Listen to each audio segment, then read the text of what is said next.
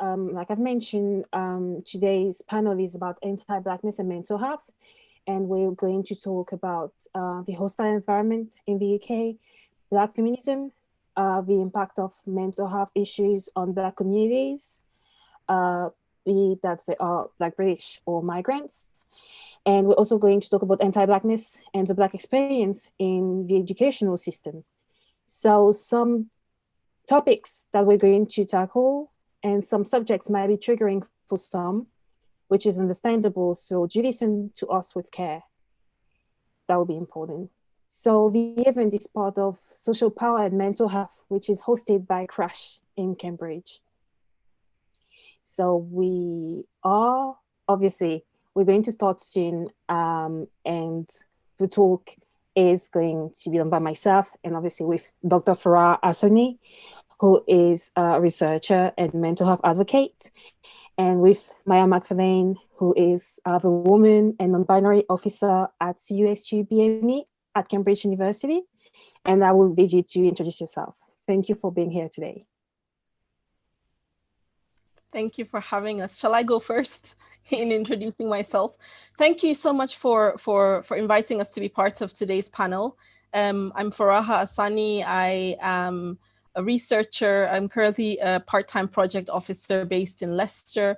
I'm a teacher, a peer mentor, and a mental health advocate. I have lived with mental illness my whole life. So I literally have, from my first memories, mental aspects of intense worry that I identified were not typical for children around me.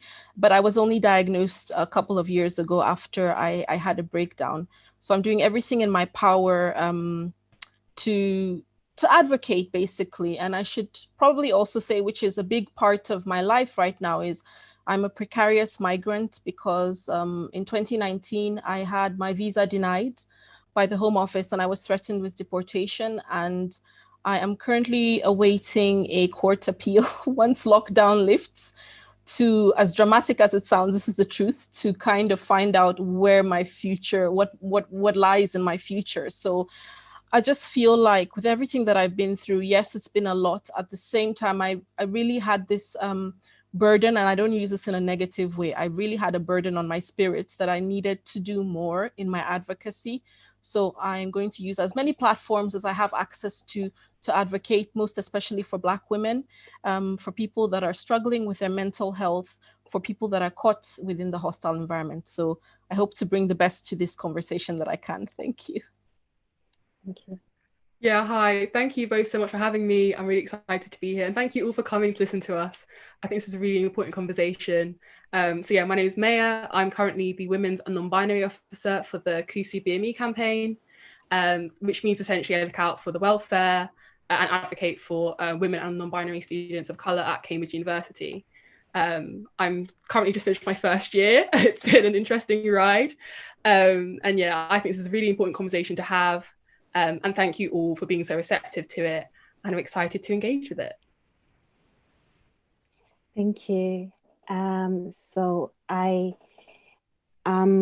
before we start, there's actually a poll that people can fill about whether or not they identify as Black and the experiences with mental health issues.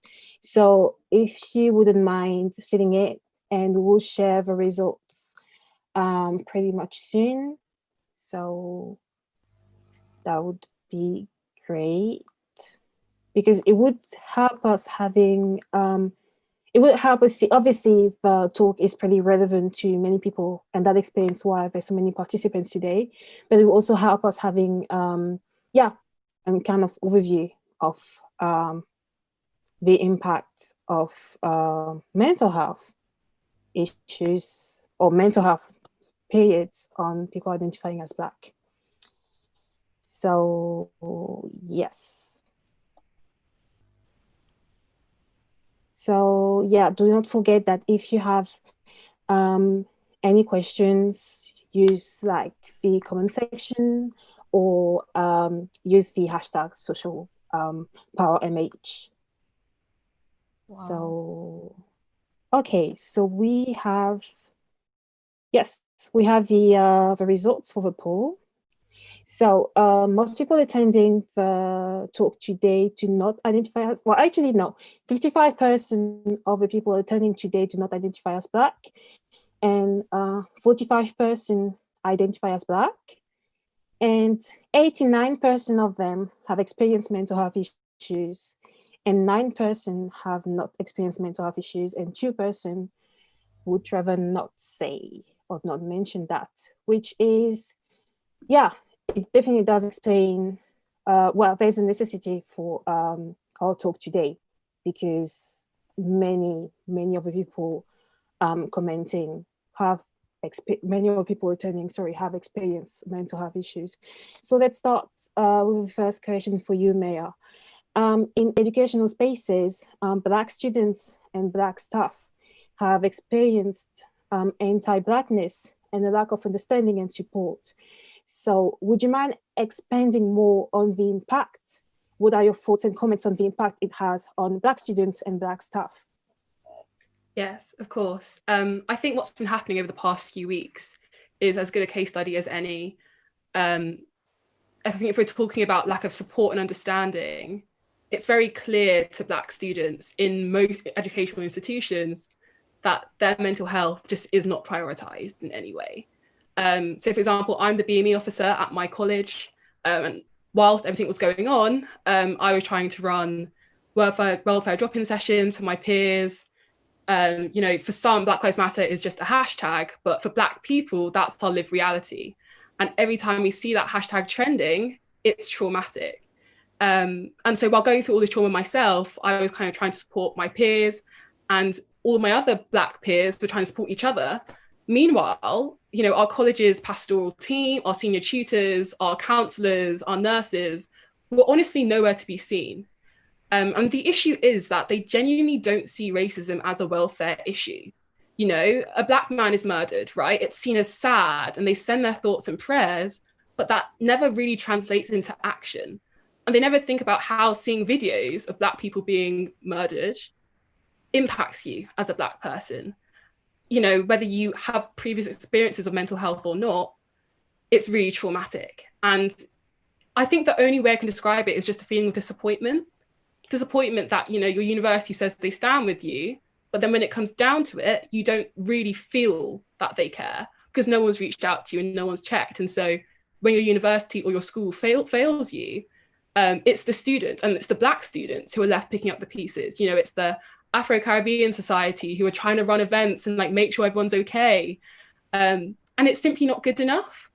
And I think it's an issue of detachment. I think universities see racism as something that's really sad, but something that happens outside of university, when in reality, our university, to be honest, is an epicenter of racism. And, you know, the daily experiences of Black students is testament to that. And I don't need any facts or figures to back that up. That is lived experience. And that's traumatic again. And I think seeing the shock and surprise of people, you know, that this could possibly happen is honestly insulting, because this happens on a daily basis and this happens within our educational institutions. And so, you know, to quote Angela Davis, it's not enough to be not racist. You know, you have to be actively anti-racist. And so for universities and higher educational facilities, they need to actively reach out to their Black students and actively support them. Because for so many years, it's been us being grateful, you know, be thankful that you've been let into this historic university, you know, don't make too much of a fuss because, you know, you don't want to give them any reason to not have you here anymore, you know, be grateful and be silent. And that's never been enough for us. And quite frankly, it never will be enough. And I think we're tired of having to accept that because we deserve more. And right now, we're just not getting that at all. Thank you. Thank you, Maya. I mean, what you said is incredibly powerful. I think, yeah, Farah would agree that that rage is so valid, and it's important to have a space to expand on that, and it's simply not enough. Faraha, would you have any other comments about that, since you also... Yeah. So I'm just thinking about two things. I'm thinking about the fact that in owning up to how racism has basically been embedded into the foundations of many if not most, higher education institutions in the UK. I remember that a couple of years ago, Glasgow, the University of Glasgow undertook a like this big study to really look at, do basically a deep dive. I'm sorry, I guess you can all see how nervous I am. I'm really sorry. So they undertook this deep dive, right, to look at how racism had propped them up.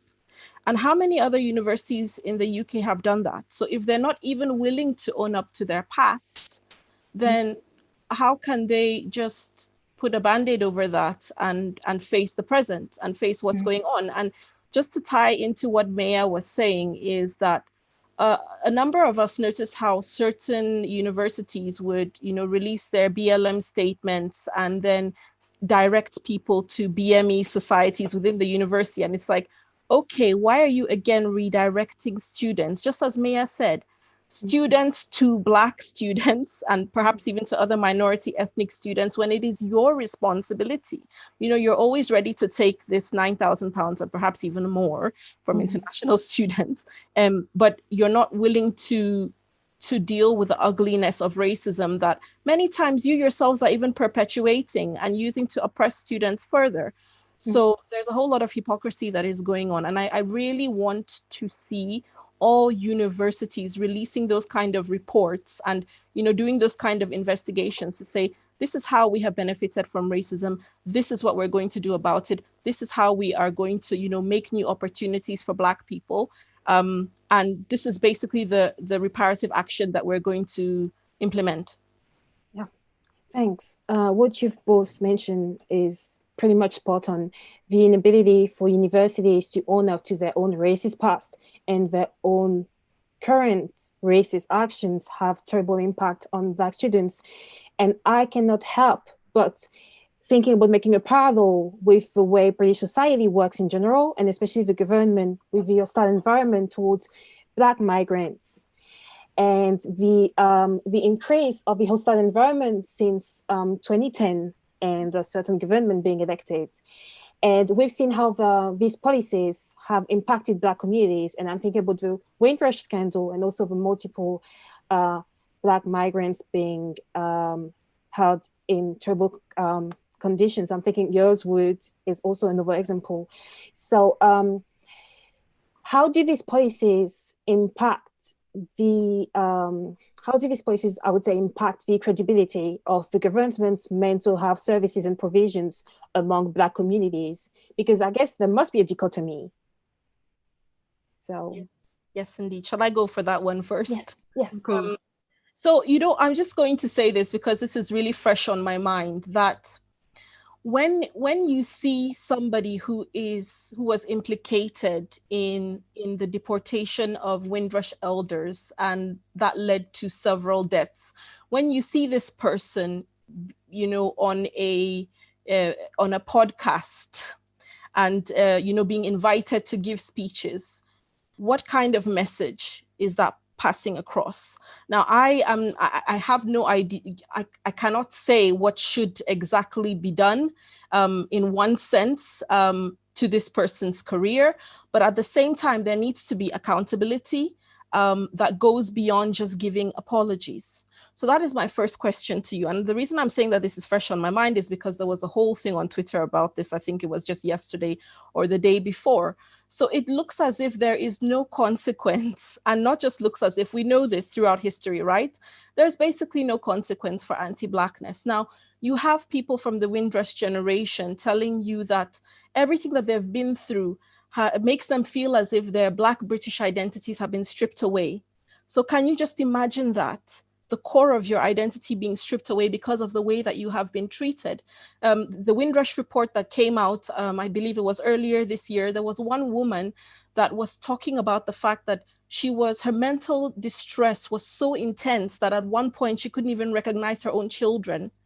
So in terms of a physiological and a psychological response, just put yourself in her place and imagine what level of stress it takes you that you cannot even recognize people in your family. She had been in her situation for 7 years. So something else to say then is last year in October, there was a Guardian article that went viral, and someone was saying that there needs to be a tailored mental health response for people that were affected by Windrush. So when we're not just talking about the elders, we're also talking about their family members, because we know that trauma is not just affecting people who are directly affected by this, but their family members as well. I haven't heard, perhaps I'm wrong, I haven't heard about anything government-backed that is tailored towards healthcare for all of these people that have been traumatized. I don't know, I'm happy to be corrected if someone else has heard of this.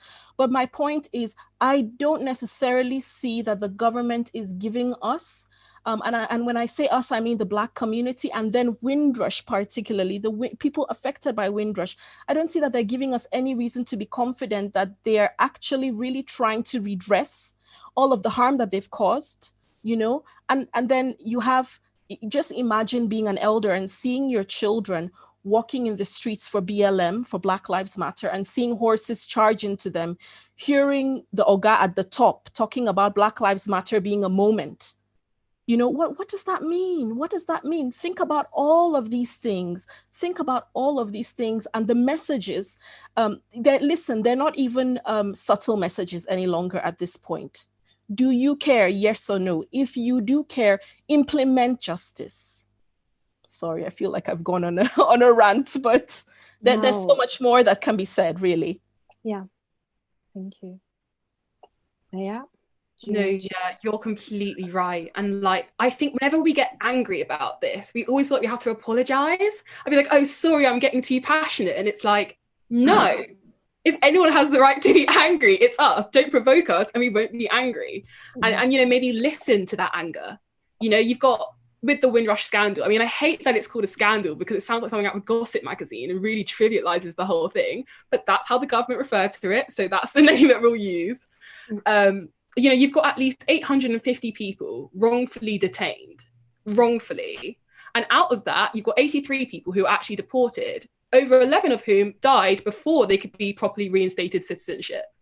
And these aren't just numbers, these are actually our grandparents, right, who are still alive. And I think this is just echoes and echoes of the same sentiment of you are not British enough, right? And if you hear that, as a Black British person or a Black migrant who lives in Britain growing up, you start to believe that maybe this system and, government healthcare isn't actually designed for you because, again, you're not seen as British. I mean, Embrace did a study and they found that Black women were 5 times more likely to die in childbirth, right? And that's not a coincidence. There are these ideas that Black people that invade healthcare, that invade the mental health system. And they are biases that mean when we say we need help, when we say we're in pain, we're simply not believed. And that has fatal consequences. And so this myth that science and healthcare are objective is completely false. I think that translates perfectly to the issue of mental health. I mean, whether you're Black or not, mental health is extremely vulnerable and scary to open up about. So when you find the courage to seek help and you're not believed, what does that do to you? Not just as a Black person, as a person. And so with the Windrush scandal and with the government letting down its Black communities over and over and over again, you tend to lose hope that anyone is actually ever looking out for your best interests. Yeah, that is true. Because the government has the power to decide who has citizenship and for how long, who is worthy of it and for how long, and can just strip it out of their own will.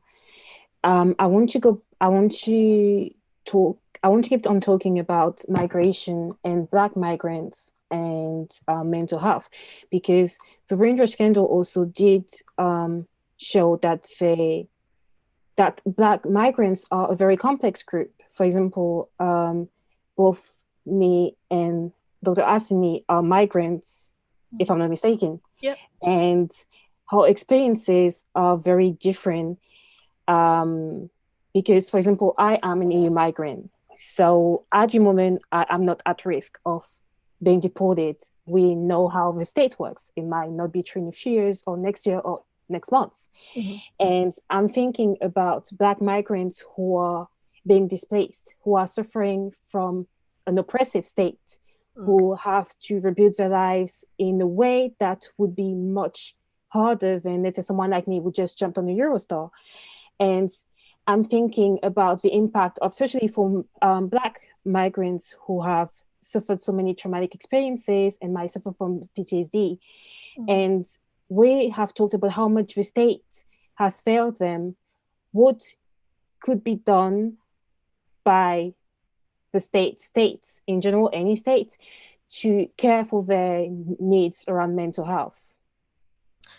Okay, so the first thing I'm going to say is we definitely need a firewall between the NHS database and the Home Office.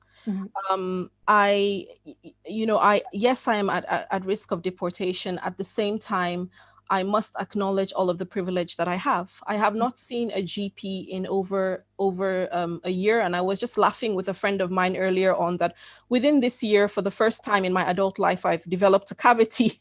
So it would be great to be able to access, the NHS. And what happened was that when my visa was denied, I was my NHS surcharge, which was £1,000, was returned to my account. And in this really horridly worded letter, I was told basically that if you want to access the NHS, you need to pay. And because incidentally, I had moved house into a very far from the GP I was registered from, because I was taking up a new job, and had my contract rescinded, whatever the case may be. I was not registered at a GP, and I was really scared that if I went to a GP and anything happened, perhaps I could be detained. So again, I was in a phase of paranoia. Every cop car that passed me, I was scared. I would literally be crying on the road. I would call friends up. They would walk me, literally stay on the phone with me till I got to my front door. Now, this is me, and with all the privilege that I have. There are many people that are walking around with no privilege at all. There are many people who are walking around undocumented or asylum seekers who are really scared to ask for any kind of help, even during this pandemic, because they're scared of being detained. And at the end of the day, that is not helping anyone. That is not helping them. That is not helping society at large, because if you have people who are sick, especially with communicable diseases, especially in this, pandemic, what we're trying to do basically is get the virus out of our midst, right? But even for the sake of basic humanity, I mean, really, we need to do more. For goodness sake, these are human beings. These are human beings. People do not like to think about the fact that a lot of people that are coming from countries that have been destabilized, they've been destabilized. Why? Because of Western geopolitics. They don't like to think about the fact that people who are running to escape from homophobia, how was this homophobia introduced? It was through the missions. And I say this as a Christian. We have to think about this. We have to think about the fact that when we tap into this go home rhetoric, what are we doing? Even if not us, many ancestors of Western white people have contributed to the destabilization of majority Black and brown countries. So really and truly, it's colonialism, it is coloniality, it is anti-Blackness. Now, again, to answer the question, what can be done for asylum seekers, for refugees, for precarious migrants? There are grassroots activists that are doing fantastic work. I would say, rather than, look around for what you can do as an individual, link up with people who are already on ground doing work, link up with JCWI, with Detention Action, with a racial justice movement. Hold people or societies that call themselves sanctuary and refuge, hold them to task. Prove to us that you are really a sanctuary, whether that be a research institution, whether that be a faith-based organization. You call yourself a refuge, live it out. That's what we want to see. And really, this is not to say that, these kind of institutions are not doing the work. It's just those who are not need to be doing it. You cannot call yourself a city of sanctuary. You cannot call yourself a university of sanctuary if you are not doing the work. Yeah. Thank you. That's incredibly powerful. Once again, I feel like that's the only word I've been using today. Maya, do you want to add anything on what can be done to address the mental health needs of especially Black migrants? I think Farah has spoken that beautifully, and you know, I'm going to recognise I don't have first-hand experience of being a migrant, and I would never claim to be able to speak on that experience. And I think, you know, in this country in particular, we use the phrase like BME to homogenise everyone who's not white, right? Yes. And then within that, we homogenise everyone who's Black. And I think it's recognising that not all Black people in Britain have the same experience. And the migrant experience needs to be addressed and needs to be valued, I think, in these conversations that we have. So thank you both for like your work on that. And I think it's really important that we do not homogenize Black people, especially in conversations about mental health, because our experiences are not homogenous. I think the sooner we address that, as beautifully as Faraha has done, the better. Now, I would like to hear your views on, from a feminist point of view, on the most common misconception around Black women and mental health. Because there's so many, and I'm not personally speaking, I used to hear that, oh, but you can't really have like a mental health issue because that's like a white people thing, or some comments that would not really be ignorant, that would be pretty ignorant. So what is your point of view on that? I would love to hear it. I think for me, the biggest one is you're such a strong Black woman, a strong, independent Black woman.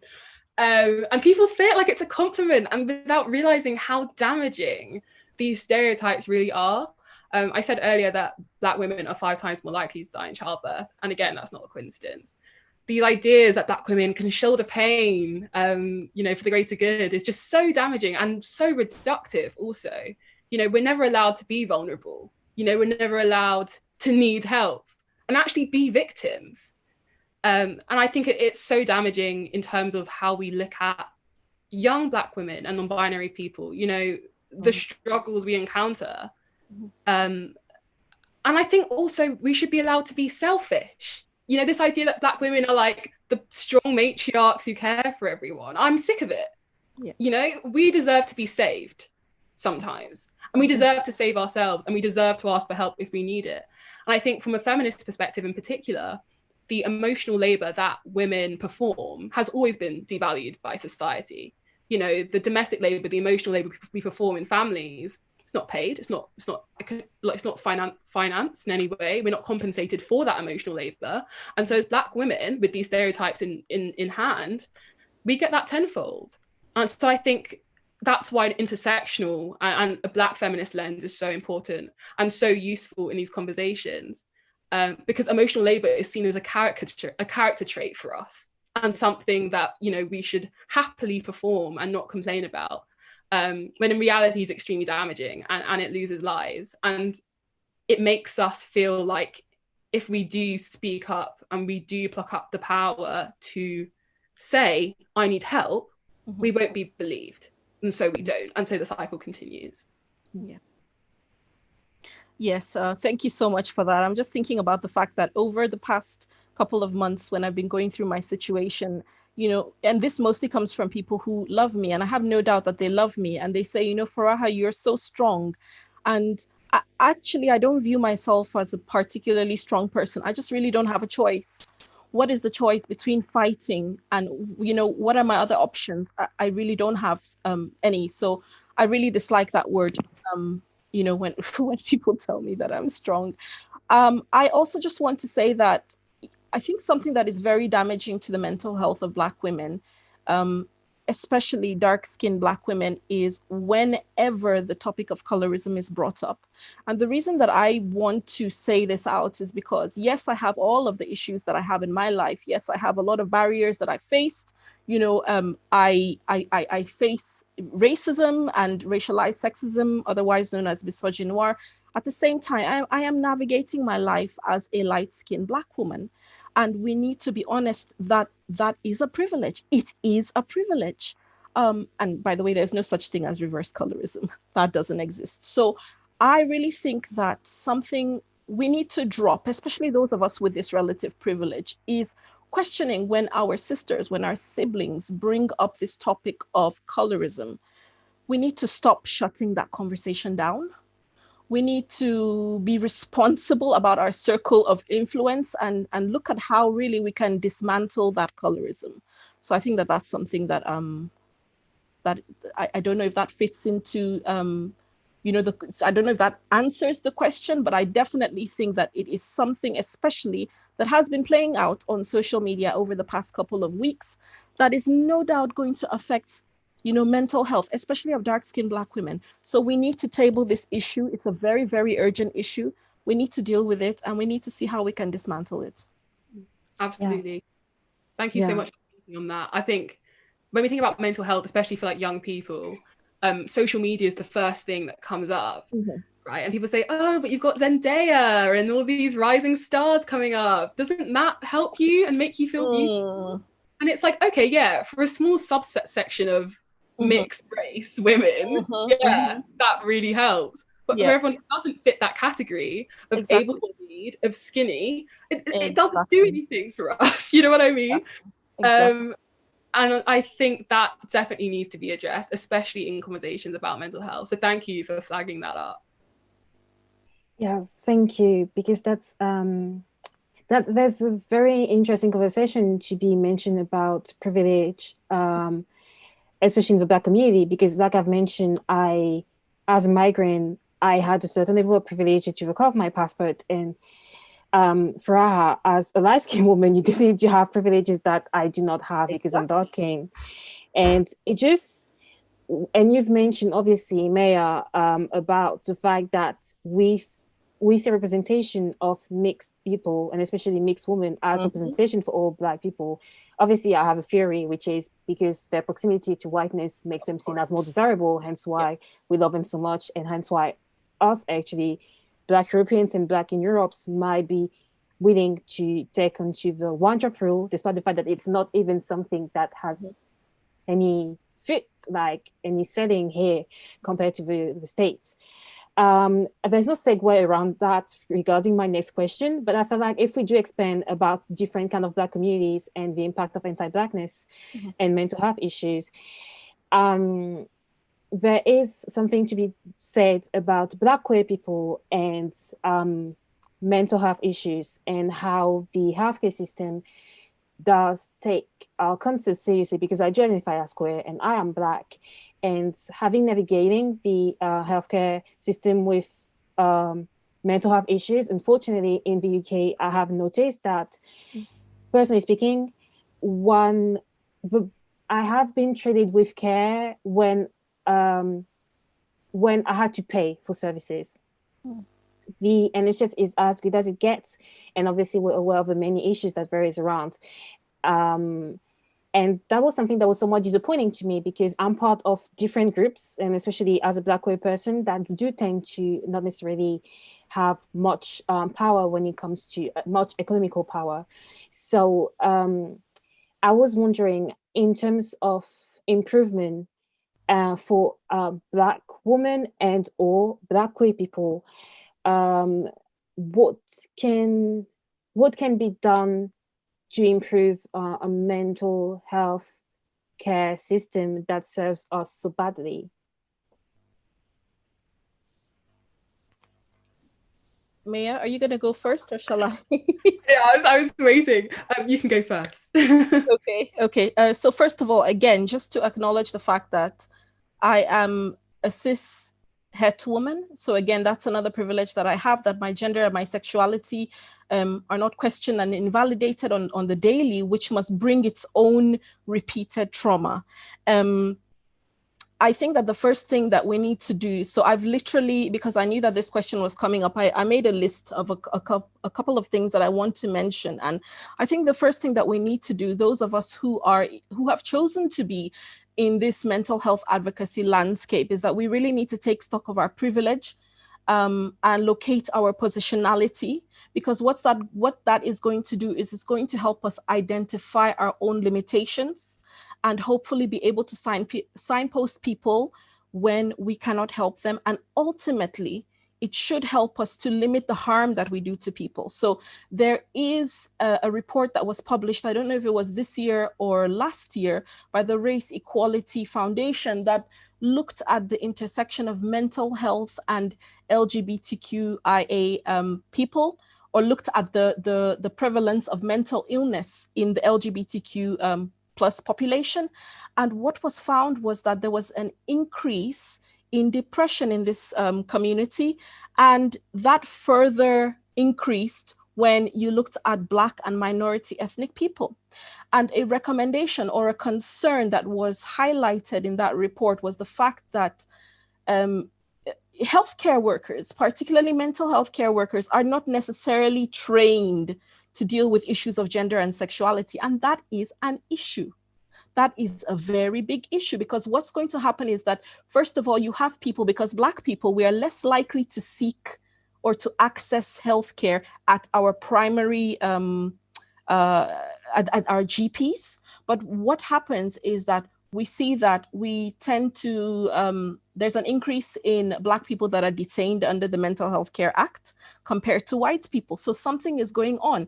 Now, anecdotally, we know that a lot of us do not necessarily want to come out to our GPs because we do not trust that, you know, they're going to be able to deal with us in our entirety. So we need training. And I'm not just talking about you know, that 35 minutes, 28-second unconscious bias training. I mean, we need training from the experts, people like, there's a radical psychologist, Ghislaine Kinuani. If you do not follow her, please do follow her. A very powerful person who has spent decades, you know, creating training programs for psychologists and psychiatrists.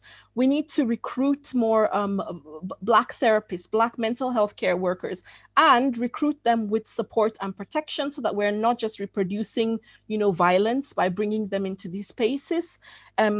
Something else, there was an article that showed that Black therapists build kind of this solidarity with their patients, and another one that said that Black people generally tend to go for Black therapists. So we want to see people that that look like us, you know, people that identify with some of our experiences. The person to follow is Ghislaine Kinuani. Something else that I'm going to say is those of us who, again, going back to relative privilege, who have the opportunity to do so, and perhaps the emotional and psychological bandwidth to do so, please mentor. And if you cannot, when in doubt, I would say, you know, write checks. There are people who are doing, again, fantastic work. Tanya Compass is an activist doing fantastic work with queer youth. Write those checks, vet people, and send the checks out to the activists that are doing the work. White people who want to be allies, bring Black women and or LGBTQ people into your opportunities. Bring them. We know that you have opportunities. Extend that to us, okay? So in institutions, I think this is the last thing that I'm going to say. So I spoke about healthcare, but I'm also now going to go back into our universities and our research institutions. Again, we need this training. It's not just about unconscious bias and all of those tick box things. We need training because we are encountering, you know, those of us who are in these systems, we know the harm that has been done to us. We know that students are running to us, you know, even though we're not that many of us, for support. So please and please, universities, help us out here. Help us out here. Train the people within your campuses so that they're not harming us. Give us the same opportunities that you give to the white people who work for you. You know, get people from communities, build a communiversity, the activists, the grassroots activists to actually know what they're doing. Invite them in so that they can help us. So I hope that this list of mine, I know that, as I said, because of my privilege, it is very limited, but I hope that at least it's able to give some talking points going forward in this conversation.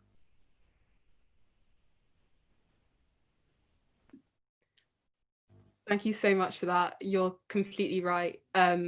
And again, I am heterosexual cis woman, so I can't claim to speak on the queer Black experience. I would never claim to. And that has its own complexities to it. But I completely agree. I think those recommendations are brilliant, but also these aren't new and you're not claiming for them to be new. Exactly. You know what I mean? Like, people just aren't listening. We've been saying this, you know, and people listening. And, whenever there is a resurgence of the Black Lives Matter movement, suddenly everyone cares and suddenly everyone wants to be an ally, whatever that means, right? And I think it's important to recognize that, yes, going to a protest is great, but also reading up on these things and educating yourself on the complexities of Black mental health, in all of its complexity as well, not trying to homogenize it, is so important. And I completely agree. I think one of the biggest issues that our national mental health system faces is it has this weird universalist one-size approach to mental health. And this idea that this one system and this one way of counselling, for example, will somehow help everyone, right? And I think as Black people, we're saying, no, we have particular experiences that, for example, a white counsellor will not understand, right? But they can try. If they had the training and the education, they could try. And again, it's moving beyond just anti-bias training for them to not be racist, right? We need them to actually understand how racism impacts my mental health. And acknowledging that, so I don't have to spell it out for you for 2 sessions before we actually start to get somewhere with it. And again, we're not asking for much. Like this is what we deserve. We have a system that claims to give equal quality of healthcare for all people, regardless of their gender or their race. And right now, that promise is simply not being fulfilled.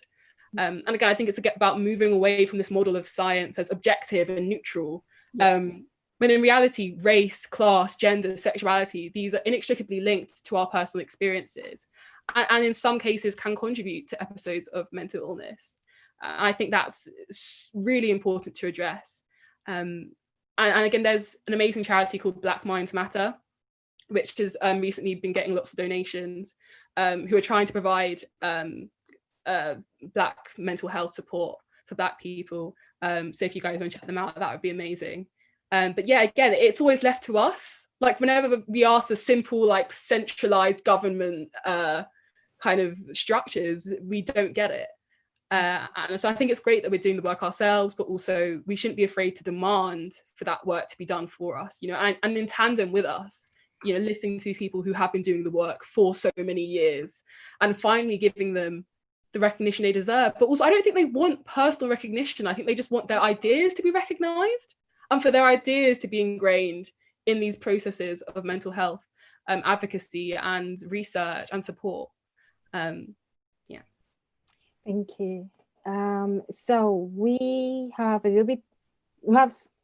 a few minutes, really, not that much, to answer a few questions that people have asked in the comments. So the first one is from Deepak, who asks, are there any campaigns or programs for solidarity and coordinated pressure on universities to address racism? So I'm a member of the KUSU BME campaign, which is sort of like a student-led kind of, I guess, organization doesn't sound like the right word, I guess committee and campaign to try and address racism within Cambridge.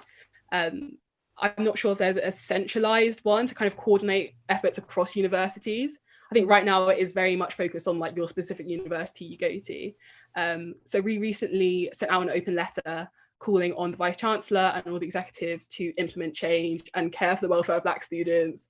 There are about 8 demands on there. You can find them on our social media, but we managed to get over 4,500 signatures, which I don't know if that says, I think that pretty much says it all. And again, I think it's interesting to see when these groups are listened to, because surely we've been having these conversations constantly for how many years? And it's only now that people are starting to follow us. And it's only now that people are suddenly interested in this change, right? Yeah. And so I think, there are so many amazing student organizations. I don't know much about staff organizations, but I know that staff have been trying to fight this fight for a long time, way before we got here. And I think it would be great if we can coordinate efforts. I think at the moment it's about tackling those individual issues in each university, especially when you have a university like ours, which claims to be pioneering and, leading the fight in so many areas. I think racism really should be one. Yeah. I'm just going to quickly add and say that there are some movements that are seeking to, and I don't like overusing this word, but that are seeking to decolonize, different subjects. And one that comes to my mind is Project Myopia. So if you just go to their website, reach out to them and have a look at what they're doing and support them if you can, because ultimately what we hope will happen is that this will kind of be like, what's that saying, when there's a fire that sets and then it spreads around. Maybe that's not the best analogy to use, but at the same time, maybe it is, because you know what, a lot of what we're doing is fueled by anger, by righteous anger. So if you have a look at what they're doing and look for other initiatives around decolonizing, I know, like the Edinburgh Decolonizing Global Health, and other kind of organizations like this. There are a couple around the world. So if you look for them, follow their work and see how you can support. That would also be helpful. Thank you. The next question is from Penny. It's, well, there's different questions, so I'm just going to read all of them. But Penny asked, what do the panel think of the degrees of Blackness debate? And the next question is still from Penny, who adds, what is a solution to the hate that minorities inflict on each other? In my community, my Somali and Ethiopian brothers and sisters are being hated on left, right, and center, and this narrative is being learned from before school age. Who wants to start? Should I start and make it quick? So I don't know what the degrees of Blackness is. If it's related to political Blackness, I'm very uncomfortable with that. I know there's two things, because I'm not British. I'm like, should I talk about that? But I'm impacted by political Blackness, because to put it simply, very simply, because you don't have enough time, political Blackness leads to the erasure of people like me. And I find it it's an instrument of white supremacy to pretty much erase what is Black. And by allowing certain groups to shine by using that identity as political Blackness, in terms of over minorities hating on over groups, especially as Somali and Ethiopians. I am obviously West African, but I would say that the anti-Blackness is global. And that is something that is across that's something that binds many communities. So I would say, what is the solution for that? I actually don't have it. I mean, up to you, because I'm pretty sure you have a better answer. So yeah. No. No, correct me if I'm wrong. I think, degrees of Blackness, if that's what you meant, then I think that's an amazing answer. I think when I hear like degrees of Blackness, I instantly think people questioning your Blackness, and this idea of, are you Black enough, though? Yeah. Especially if you're in an academic space, right? And that I think I encountered for the first time when I was about 12, 13, just trying to get on and really enjoyed school. And suddenly everyone was telling me that I wasn't Black enough, or that, I was white on the inside and I spoke coherently and used big words, therefore I couldn't be Black, right? And this wasn't necessarily coming from Black people alone. This was coming from white people also, right? And when you're that age, I think it's hard to articulate why that's problematic. And now looking back, I think that really contributed to mental health issues that I developed. And this idea of questioning your identity. And again, on top of that, if mental health is seen as a white person thing, it really doesn't help. It's kind of a vicious cycle. And I think we need to get rid of it. We deserve more than that. We deserve for Blackness to be appreciated in all of its shades and all of its complexities and all of its, in its multitude. And right now, that's simply not how it's addressed at all. Yeah. I can definitely relate, because I grew up in an environment where I was told that I was acting white due to my interest and due to my group of friends. And I was being told that by many other people. And it definitely did create some mental health issues, because there's that idea that you don't really fit in either group. Obviously, you're Black, but are you that Black? And you're definitely not white. And you feel like you fit into whiteness, and sometimes you fit into Blackness, but not really. And you always have to cut a part of you in order to fit in. And let's not even talk about what's the name, when you code switching and all of that. So, which is a whole other story. We have a question from YouTube. Do you have any other recommendation for other UK-based people to follow? A lot of this work tends to be US-centric. Well, Ghislaine Kinwani, who is a brilliant therapist that we've mentioned, is based in the UK. She's French like me. And over UK-based people, I guess, in terms of mental health. Maya, do you have any recommendation in terms of UK-based people to follow? I don't particularly, but Faraha, I have a feeling you do. Yeah. So I would say Rihanna Walcott and Dr. Samara Linton are the two people that co-edited the book called The Color of Madness, which is a very beautiful anthology of not just prose and poetry and works of art and short stories of people of Black people and I think also actually people of color too. But anyway, these are two activists that have been doing the work for a number of years. So I would say that is probably a good starting point. There is a sports journalist called Carl Anka. Who else? Who else comes to mind? Rodney, I think his name is Rodney Gold.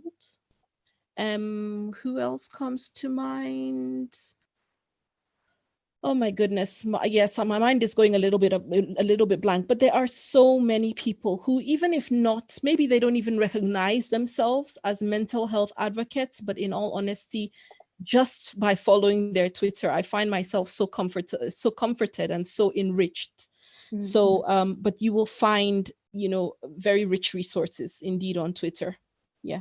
Yeah, I've had to add in terms of Black queer people to follow, Tanya Campos. Yes. Is great. Also in terms of mental health, she's recently been raising money for a charity that would care for Black queer people, and such an important project. Mm-hmm. So definitely someone to keep in mind. Yeah.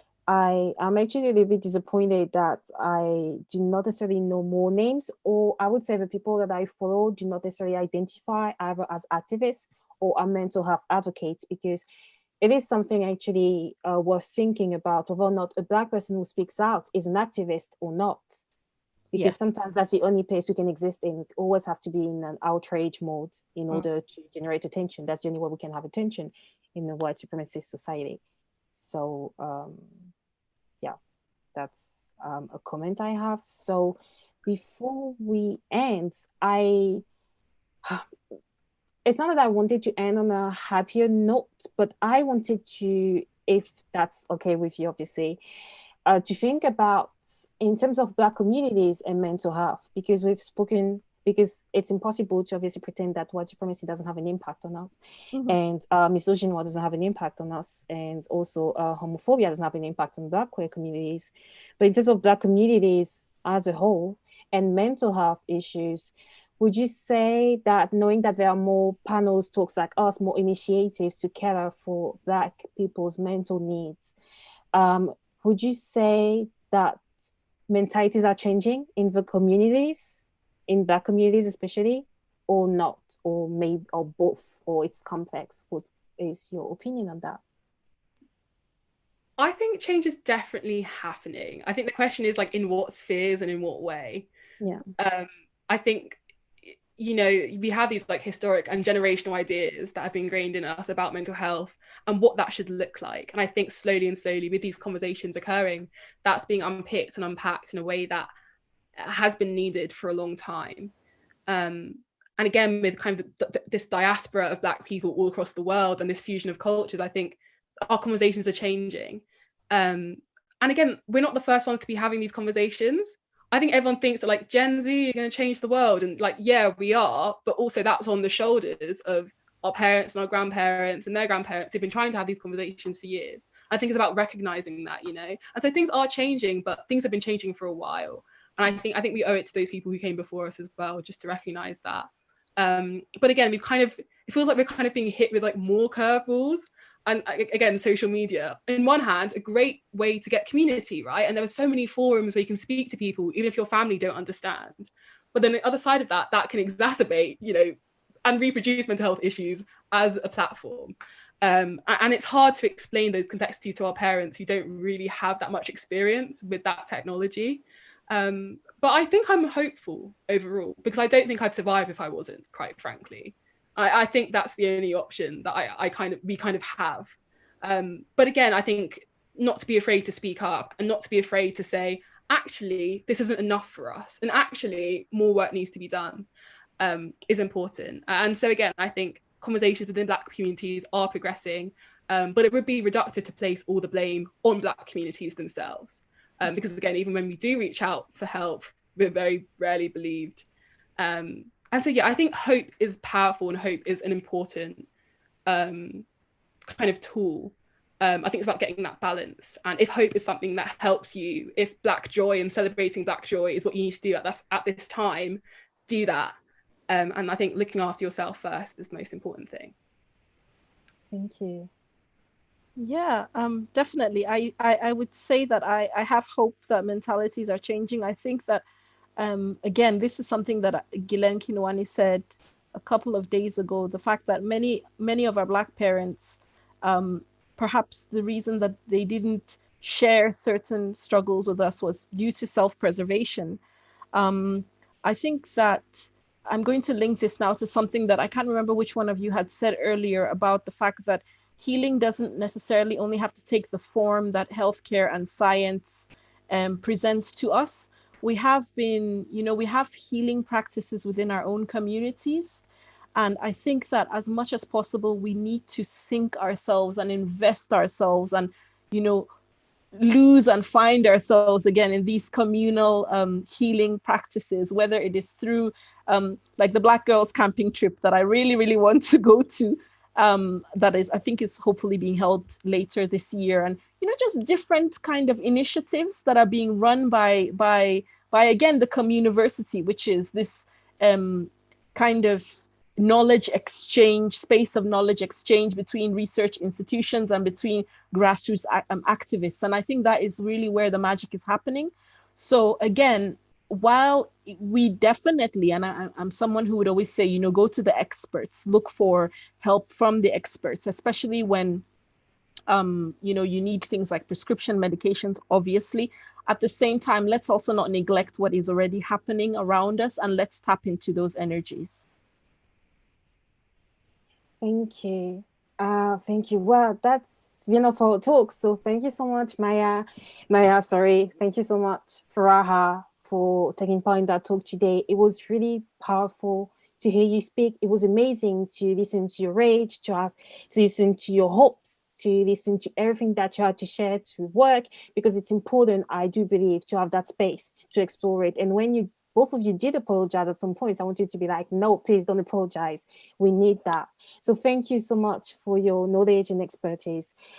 Thank you to everyone who has attended and also who has been watching it on YouTube. If you are interested in any future events, they can be found on crash.cam.ac.uk, crash.cam.ac.uk.